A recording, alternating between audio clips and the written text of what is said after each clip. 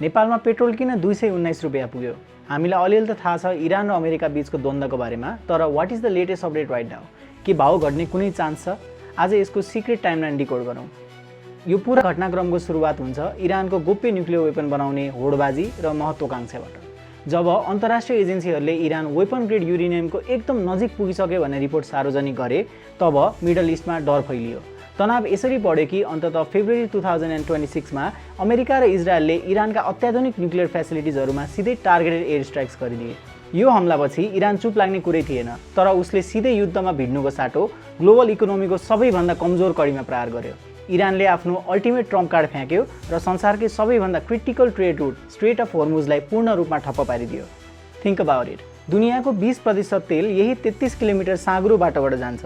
इरानले यहाँ मिसाइल तेर्साएर जहाजहरू रोकिदियो। नतिजा ग्लोबल सप्लाई चेन ध्वस्त हुनु पुग्यो र क्रुड ओइल सिधै $120 पर ब्यारलमा पुगेको छ र यही भूकम्पको धक्का सिधै नेपालसम्म आइपुग्यो। अप्रिलमा एउटा फ्रेजाइल सिज फायर त भयो, तर कुरा एग्रिमेन्टसम्म पुग्न सकेन। अमेरिकाले टेबलमा कडा कन्डिसन राखेको छ। इरानले आगामी 20 वर्षसम्म न्युक्लियर वेपनको नाम पनि लिन पाउने छैन।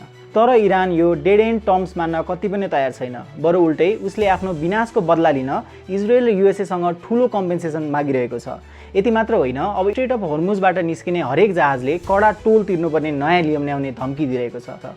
परिणाम, दुवै पक्ष आज एउटा खतरनाक डेडलकमा फसेका छन्। बटम लाइन, हर्मुजको यो साँघुरो जलमार्ग पूर्ण रूपमा नखुलेसम्म र एउटै स्थायी सम्झौता नभएसम्म बजारमा तुरुन्तै सुधार आउने कुनै आशा गर्ने बाटो छैन। अन्तर्राष्ट्रिय शक्ति सङ्घर्ष र जियोपोलिटिक्सको यो लडाई कुन मोडमा पुग्छ, त्यसैले नै आगामी दिनको ओइल प्राइस तय गर्नेछ।